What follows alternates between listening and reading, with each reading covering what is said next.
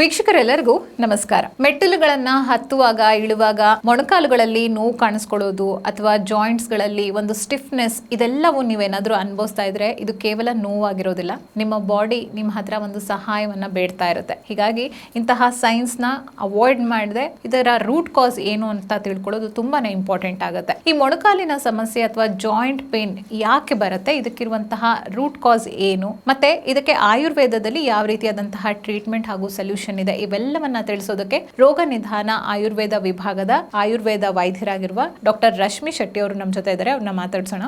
ನಮಸ್ತೆ, ಕಾರ್ಯಕ್ರಮಕ್ಕೆ ಸ್ವಾಗತ.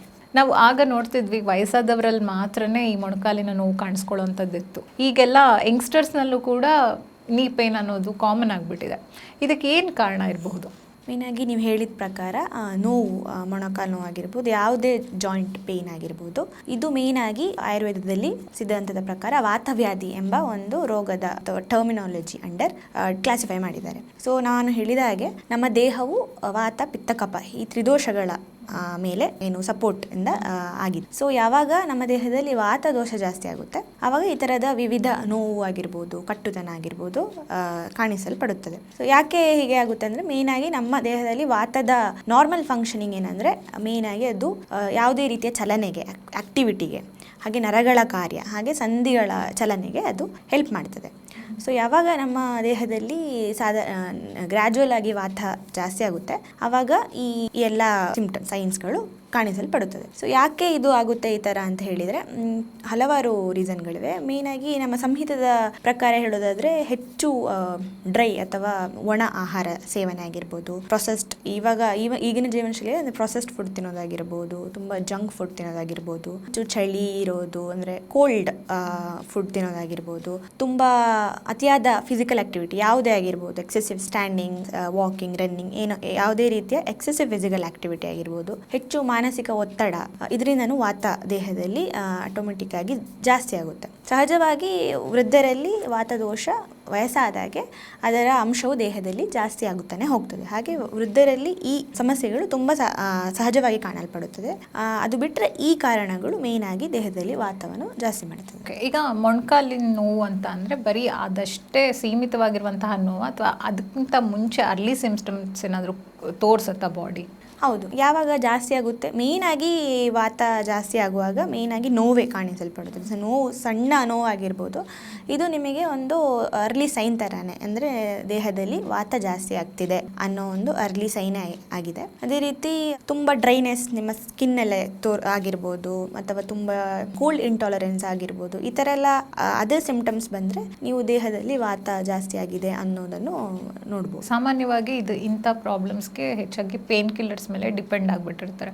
ಬಟ್ ಈ ಸಮಸ್ಯೆ ಬರೋಕ್ಕಿಂತ ಮುಂಚೆನೇ ನಾವು ಒಂದು ಪ್ರಿವೆಂಟ್ ಮಾಡಬೇಕು ಅಂತ ಅಂದಾಗ ಏನು ಮಾಡಬಹುದು?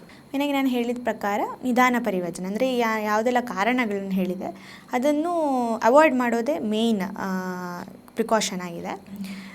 ಕರೆಕ್ಟ್ ಟೈಮಲ್ಲಿ ನೀವು ಊಟ ಮಾಡೋದಾಗಿರ್ಬೋದು, ನಿಯಮಿತ ಊಟ ಅಲ್ಲ, ಎಷ್ಟು ಬೇಕು ನಿಮ್ಮ ಜೀರ್ಣಶಕ್ತಿ, ನಿಮ್ಮ ಡೈಜೆಸ್ಟಿವ್ ಫೈರ್ ಎಷ್ಟಿದೆ ಅದಕ್ಕೆ ಸರಿಯಾಗಿ ನೀವು ಆಹಾರ ಸೇವನೆ ಮಾಡೋದಾಗಿರ್ಬೋದು, ನಿಮ್ಮ ನಿದ್ರೆ ಚಕ್ರ ಏನಿದೆ ಅದನ್ನು ಕರೆಕ್ಟ್ ಸಮತೋಲನದಲ್ಲಿ ನಿದ್ರೆ ಮಾಡೋದಾಗಿರ್ಬೋದು, ನಿಯಮಿತ ಆಹಾರ ವಿಹಾರ ಅಂದರೆ ನಿಯಮಿತ ವ್ಯಾಯಾಮ ಆಗಿರ್ಬೋದು, ಮತ್ತು ಒಳ್ಳೆ ಪೌಷ್ಟಿಕಾಂಶ ಇರೋ ಆಹಾರ, ವಾರ್ಮ್ ಫುಡ್ಸ್, ಈ ಥರ ಎಲ್ಲ ಯಾವಾಗ ನೀವು ಈ ಎಲ್ಲ ಚೇಂಜಸನ್ನು ನಿಮ್ಮ ಜೀವನದಲ್ಲಿ ತಗೊಂಡ್ಬರ್ತೀವಿ ಅದೆಲ್ಲ ಈ ರೀತಿಯ ಸಮಸ್ಯೆಗಳು ಕಡಿಮೆ ಆಗ್ತದೆ. ಈಗ ಆಯುರ್ವೇದದಲ್ಲಿ ಯಾವ ಥರದ ಟ್ರೀಟ್ಮೆಂಟ್ ಕೊಡಲಾಗುತ್ತೆ? ನಮ್ಮಲ್ಲಿ ದ್ರವ್ಯಗಳಲ್ಲಿ ಶಮನ ಬೇಕು ಅಂದರೆ ಮೆಡಿಸಿನ್ಸಲ್ಲಿ ನಾವು ನೋಡೋದಾದರೆ ಗುಗ್ಗುಲು ಅಂತ ಒಂದು ಪ್ರಿಪರೇಷನ್ ಇದೆ. ಇದು ಏನು ಮಾಡುತ್ತೆ ಅಂತೇಳಿ ಮೇಯ್ನಾಗಿ ನೋವನ್ನು ನಿಯಂತ್ರಣ ಮಾಡಿ ಅಸ್ಥಿಗಳಿಗೆ ಪೌಷ್ಟಿಕಾಂಶತೆಯನ್ನು ಕೊಡುತ್ತದೆ.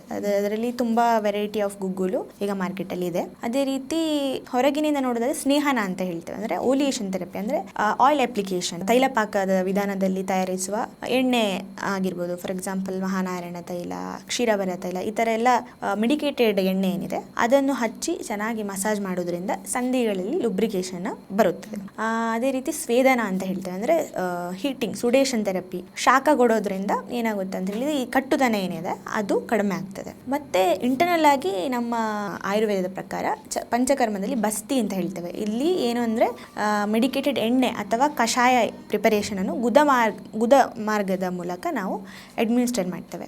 ಇದರಿಂದ ವಾತವು ದೇಹದಲ್ಲಿ ತುಂಬ ನಿಯಂತ್ರಣ ಆಗ್ತದೆ. ಇದು ಶ್ರೇಷ್ಠ ಚಿಕಿತ್ಸೆ ಅಂತ ಹೇಳಲಾಗಿದೆ. ಈ ಥರ ನಾವು ನಮ್ಮ ದೇಹದಲ್ಲಿ ವಾತವನ್ನು ಕಂಟ್ರೋಲ್ ಮಾಡಿ ಇಟ್ಕೋಬಹುದು. ಆಯುರ್ವೇದದಲ್ಲಿ ಅದೇ ನಾನು ಹೇಳಿದ ಪ್ರಕಾರ ಅಂತರಂಗ ಬಹಿರಂಗ ಚಿಕಿತ್ಸೆ ಅಂತ ಡಿವೈಡ್ ಮಾಡಿದ್ದಾರೆ ಆಯುರ್ವೇದದಲ್ಲಿ. ಸೊ ಅಂತರಂಗದಲ್ಲಿ ನಾನು ಹೇಳಿದಾಗೆ ಅಗ್ನಿದೀಪನ ಔಷಧಿಗಳು, ಆಮಪಾಚನ ಔಷಧಿಗಳು, ಹಾಗೆ ಬೇರೆ ಶಮನ ಔಷಧಿಗಳನ್ನು ಯೂಸ್ ಮಾಡ್ಬೋದು. ಉದಾಹರಣೆಗೆ ಕೆಲವು ದ್ರವ್ಯಗಳ ಹೆಸರು ಹೇಳಬೇಕಾದ್ರೆ ಆರಗ್ವದ ಅಂತದೇ ಯಾವ ದ್ರವ್ಯ ಇದೆ, ಇದು ವಾತ ತ್ರಿದೋಷಗಳನ್ನು ಶಮನ ಮಾಡಿ ಮೇನ್ ಆಗಿ ಇಚ್ಚಿಂಗ್ ಹಾಗೂ ಇತರ ಎಲ್ಲ ಲಕ್ಷಣಗಳನ್ನು ಕಡಿಮೆ ಮಾಡುತ್ತದೆ.